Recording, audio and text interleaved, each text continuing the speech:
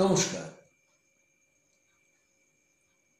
Bangla world wide এবং Maulana Abul Kalam Azad university of technology MAKAUT, এই দুটি প্রতিষ্ঠানের যুগ্ম সহযোগিতায় আপনারা যে চলচ্চিত্র উৎসব দেখছিলেন, যার নাম চিত্রমঞ্জরি, তার আজকে শেষ দিন।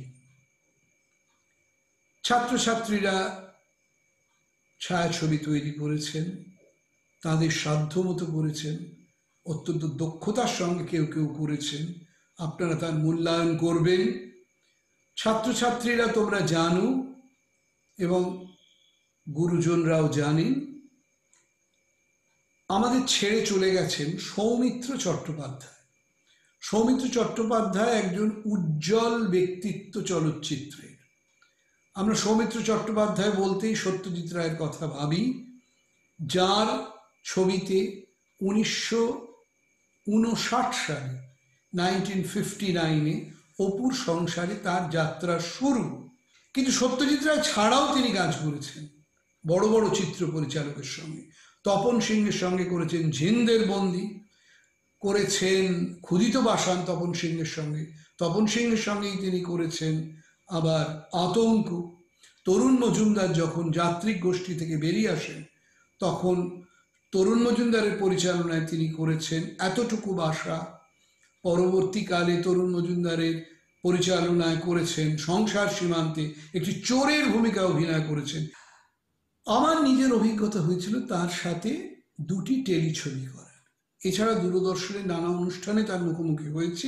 আমি দূরদর্শনের প্রোগ্রাম এক্সিকিউটিভ ছিলাম বলে আমি যে দুটি টেলিফিল্ম করেছিলাম, তার মধ্যে একটি নববর্ষের ওপর আর আরেকটি নরেন্দ্রনাথ মিত্রের গল্প শাল অবলম্বনে।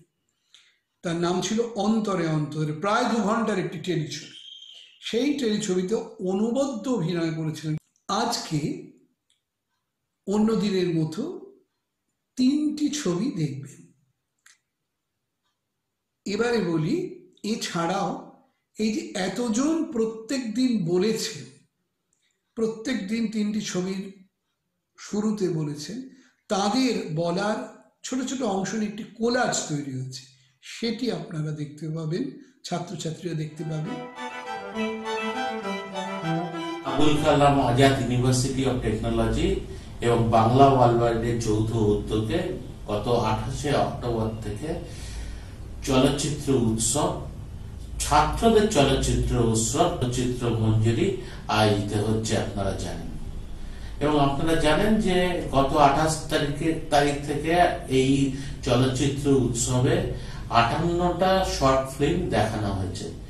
এবং এই 58টা শর্ট ফিল্ম আমরা দেখেছি পৃথিবীর বিভিন্ন প্রান্ত থেকে। প্রায় 12,500 মানুষ তারা এই ফিল্মগুলো দেখেছে এবং বহু জায়গা থেকে বহু মানুষ তারা বিভিন্ন প্রশংসাসূচক কমেন্টস করেছেন, ভারতবর্ষের বাইরে থেকেও এই ছোট ছোট ফিল্মগুলোকে নিয়ে।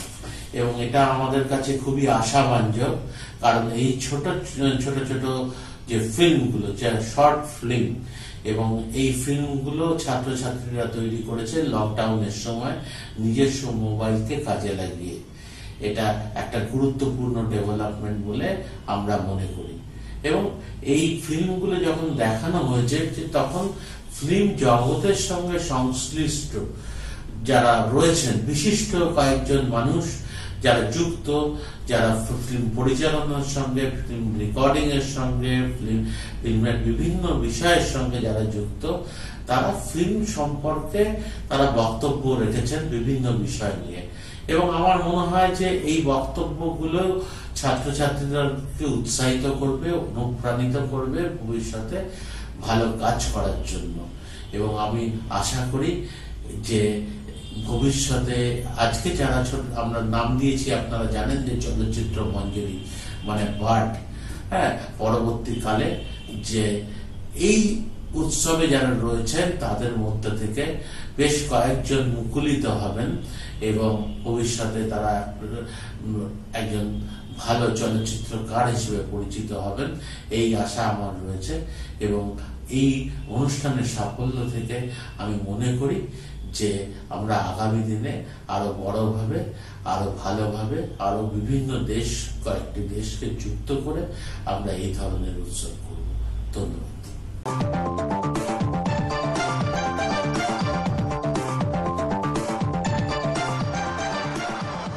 সত্যজিৎ বাবুর ছবি থেকে ভারতীয় চলচ্চিত্রে যে বাস্তবতার একটা চেহারা তৈরি হলো, সেটা তো একটা ঐতিহাসিক ঘটনা। চলচ্চিত্র যদি দর্শনের মতন হয়ে উঠতে পারতো, তাহলে তা তাৎক্ষণিক বিনোদনের মাত্রা ছাড়াতে পারে। এই যে ধারণা ঋত্বিক ঘটক এইভাবেই বড় সাহিত্য বা বড় নাটকের সঙ্গে তার ছবিকে যুক্ত করে। সিনেমা যেমন একদিকে আর্ট, অন্যদিকে science. It's a science meets arts. সুতরাং এইগুলো জানতে গেলে, এইগুলো শিখতে গেলে you need to learn a little more, read a little more and see a lot more. আসলে সিনেমা একটা ভাষা, তার একটা ব্যাকরণ রয়েছে, তার একটা নান্দনিক দিক রয়েছে, এটা খুব গভীরভাবে অনুশীলন করতে হয়। কিন্তু তার সাথে সাথে খেয়াল রাখবেন যে ফিল্ম ল্যাঙ্গুয়েজটাকে টপকে গিয়ে সিনেমা করাটা কিন্তু খুব একটা বুদ্ধিমানের কাজ হবে না। আমাদের মনে হয় যে আজকের এই বিশেষ সময় দাঁড়িয়ে সোভিয়েত চলচ্চিত্রগুলিকে, রুশ চলচ্চিত্রগুলোকে আর একবার দেখা উচিত, আরো বারবার দেখা উচিত, যাতে আমরা নিজেদের সমৃদ্ধ করতে পারি। বিশেষত আজকের যারা চলচ্চিত্রের ছাত্র এবং ছাত্রী, তাদের বিশেষ করে এই চলচ্চিত্রের নতুন ব্যাকরণ যারা আইনস্টাইন, পুদোভকিন, দোভঝেঙ্কোর মতন মানুষেরা শুরু করেছিলেন, তাদের কাছ থেকে শেখা উচিত, জানা উচিত চলচ্চিত্রের নতুন ভাষা, নতুন ব্যাকরণ। তবেই তো সার্থক হবে তাদের চলচ্চিত্র নির্মাণ। তুমি যদি লড়াই চালিয়ে যাও, তুমি যদি ঠিক পথে থাকো, ঠিকভাবে ফিল্ম ক্যারিয়ারটাকে নিয়ে চালিয়ে যেতে পারো, তবে তোমার উন্নতি আছে, তবে তোমার ভালো আছে, আগামী দিন তোমার সুদিন হবে। আমার শুভেচ্ছা রইল সবাইকে, এগিয়ে চলো।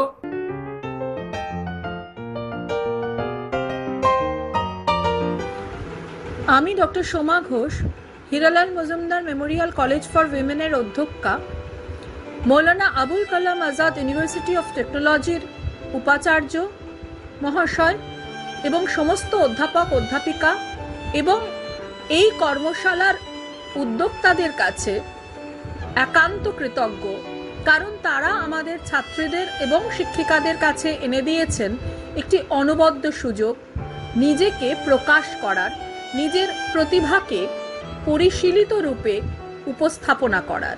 আমি প্রার্থনা করব যাতে এই রকম প্রয়াসে আমাদের পশ্চিমবঙ্গ এবং ভারতের সমস্ত বিশ্ববিদ্যালয় বা মহাবিদ্যালয় বা স্কুল তারা অংশগ্রহণ করুক এবং একটি সংস্কৃতির একটি অন্য আঙিনায় আমাদের প্রবেশ করতে সাহায্য করুক।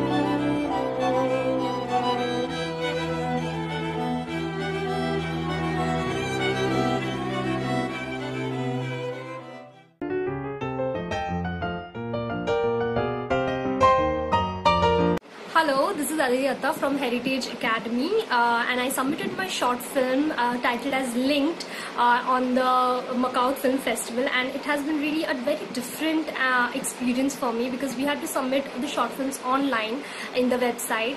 And you know, this initiative taken by the university to broadcast and upload all the good videos, all the top videos on YouTube so that all the students can watch, actually see the hard work done by other students. So yeah, I was really happy that my short film was one of them and it got selected and it is there on YouTube. So yeah, thank you so much Macau for giving us this opportunity. We are honored to be a part of this event. Thank you.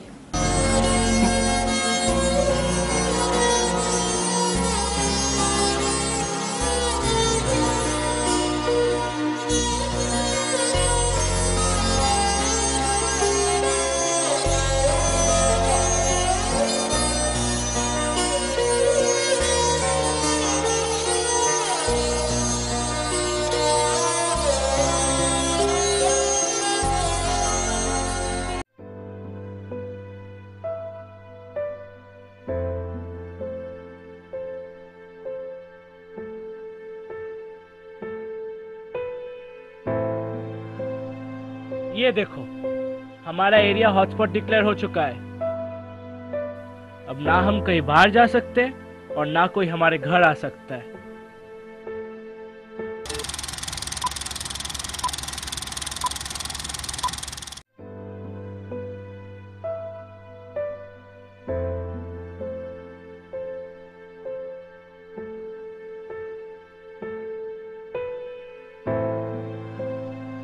ये देखो, हमारा area hotspot declare हो चुका है। अब ना हम कहीं बाहर जा सकते और ना कोई हमारे घर आ सकता है। पर यह बात भी सच है, ये वायरस बहुत खतरनाक है। We should maintain social distancing. Ain't we already following that? Oh God, guys, can you please not again?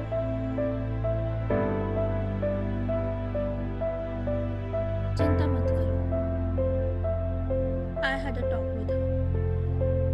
वो कॉल करेगी। फोन कहाँ गया? भाई, क्या आपने मेरा फोन देखा? नहीं,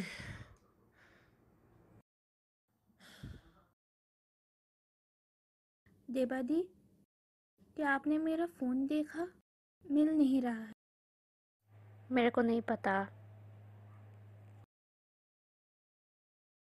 मैं कुछ मदद कर दूं? हाँ श्योर, व्हाई नॉट। चलो फिर ढूंढते हैं।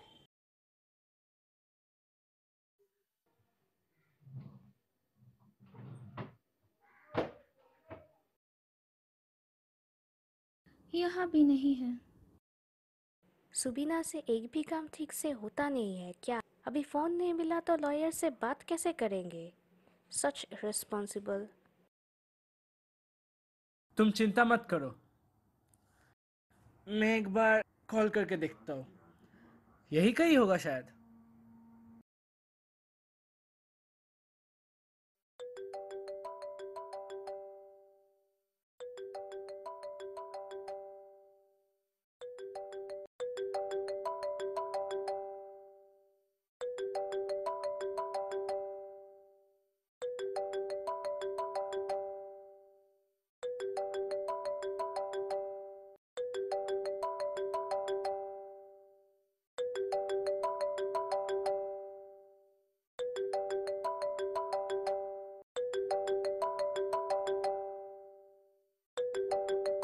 देवी, देवी, जरा सुनो। हाँ, आ रही हूँ।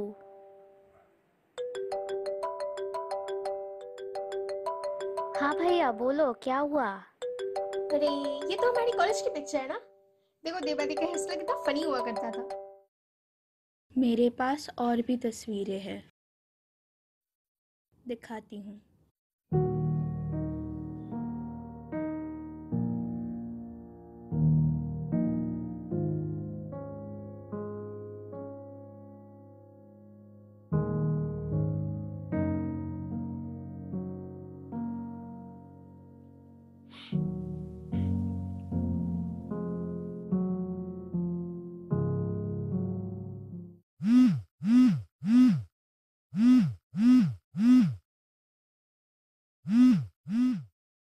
Good afternoon, Mr. Das.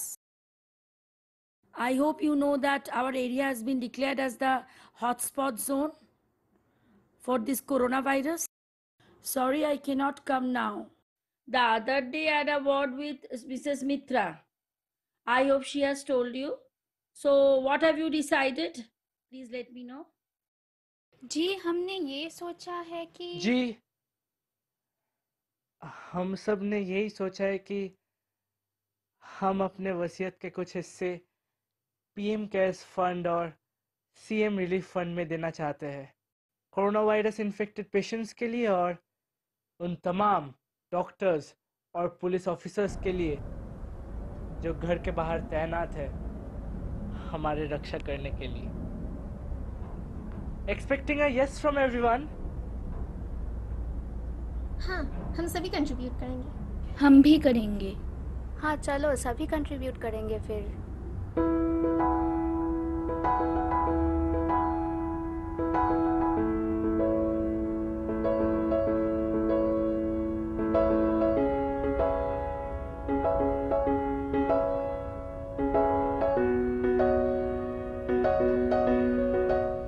নমস্কার। আপনারা সবাই জানেন বাইরের পরিস্থিতি এখন কেমন। এই সময়ে দাঁড়িয়ে নিজের পরিবারের এবং সোসাইটির কথা মাথায় রেখে আপনারা প্লিজ কেউ বাইরে যাবেন না। মনে করে গভর্নমেন্টের রেগুলেশনস ফলো করবেন, সোশ্যাল ডিস্টেন্সিং মেনটেন করবেন, মাস্ক পরবেন এবং হ্যান্ড স্যানিটাইজার ইউজ করবেন। By staying home, you're not only helping in overcoming this pandemic, but you're also saving your loved ones. বাড়িতে থাকুন, সুস্থ থাকুন, আমরা করব জয়। Wash your hands with soap and water or any alcohol-based sanitizer for 20 seconds. ও, একটা কথা বলতেই ভুলে গেছি। আমরা সবাই মিলে এই শর্ট ফিল্মটা যারা করেছি তারা সবাই নিজেদের বাড়িতে বসে এই শর্ট ফিল্মটা বানিয়েছে, কেউ কিন্তু বাইরে যায়নি। কথাটা মনে রাখবেন, বাড়ির ভেতরে থাকুন, ভালো থাকুন, সুস্থ থাকুন। নমস্কার।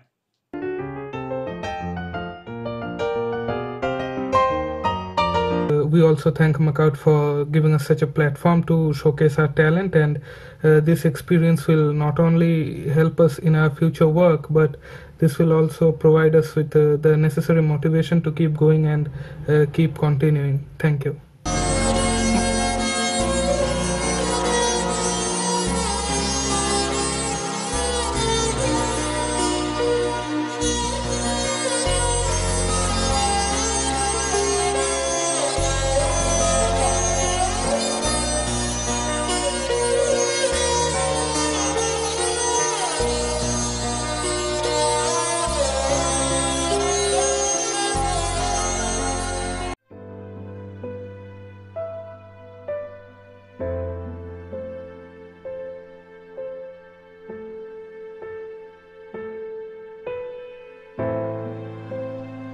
ये देखो, हमारा एरिया हॉटस्पॉट डिक्लेयर हो चुका है।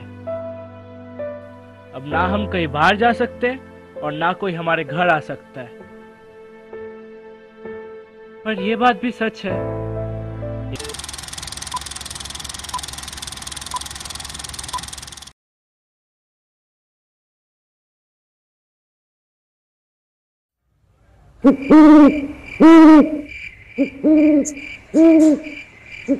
সেদিনের আমার অভিজ্ঞতা কোনোদিন এটা হয়নি যে ঘুম মানুষকে এতটা সাংঘাতিক ট্রাবল দিতে পারে, বা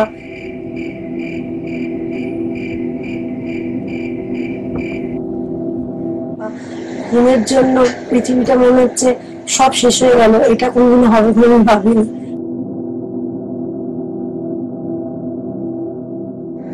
এই চিন্তাটা রাতে ডিনারের পর আস্তে আস্তে সাংঘাতিক ভাবে ঘড়ির কাঁটা যত ঘুরতে থাকলো, চিন্তাটা অস্বাভাবিকভাবে আমার ঘাড়ে চেপে বসতে থাকলো। তারপর শুরু হলো পরের দিন রাতের যন্ত্রণা। চোখ বন্ধ করার সঙ্গে সঙ্গে গোটা শরীর যন্ত্রণা হতে আরম্ভ করলো। যেদিকে শুয়ে থাকছি সেই শরীর সেদিকটা ব্যথা করতে আরম্ভ করলো। ভাবছি কোনো একটা চিন্তা নিয়ে শুনি, কিন্তু কোনো চিন্তাতে আমি স্থায়ী হতে পারছি না। যখনই কোনো চিন্তা করছি যেন গোল হয়ে কালো হয়ে ঘুরে ঢুকে যাচ্ছে ভেতরে। সে ভাবো তাকিয়ে ফেলছি, লাফ মেরে উঠে পড়ছি, উঠে বসে থাকছি। সবাই তখন গভীর নিদ্রায় নিদ্রিত। তাকিয়ে দেখছি, আবার মনে হচ্ছে যে ভোরের আলো বোধহয় আমাকে বাঁচাতে পারবে। ভোরের দিকে তাকিয়ে থাকছি, তারপর একটা ঘন্টা উঠছি। এইভাবে পুরো রাতটা কেটে গেল। ভোর 5টার সময় তখন লাফিয়ে ছাদে চলে গেলাম। মনে হলো আমি তো সুস্থ আছি, আমাকে তো সুস্থ থাকতে হবে। আমার মনে হয় শারীরিক পরিশ্রম কম হচ্ছে। ছাদে দৌড়তে শুরু করলাম জোরে জোরে, যাতে শারীরিক পরিশ্রম হয়।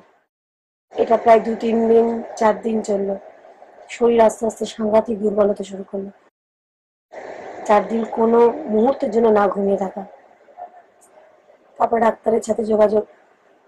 ডাক্তার ঘুমের ওষুধ দিল। ঘুমের ওষুধটা খেতে গিয়েও ভয়, ঘুমের ওষুধেও যদি না ঘুমাই তাহলে তো আমার কিচ্ছু করার থাকবে না, আমি তো তাহলে ইমিউনিটি পাওয়ার একদম শেষ হয়ে যাবে। তাই হলো, ঘুমোতে পারলাম না। কোনো একটা সময় একটু তন্দ্রা এলেও সারা রাত যায়। মাথা ঘুরতে শুরু করলো, ঘুমের ওষুধের এফেক্ট, ওদিকে মনের এই সাংঘাতিক অ্যাংজাইটি।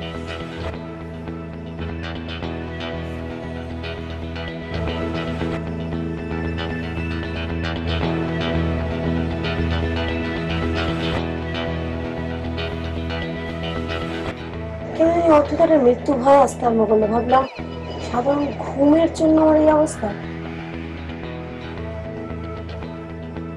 প্রত্যেকে বলছে, আরে বাবা তোমার মনের রোগ হয়েছে, মন থেকে তোমাকে এই রোগ সরাতে হবে।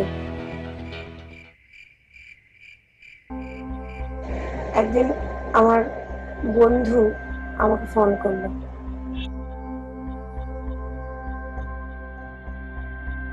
বললো তো হতেই পারে না, তুই আজ থেকে কোনো ওষুধই খাবি না।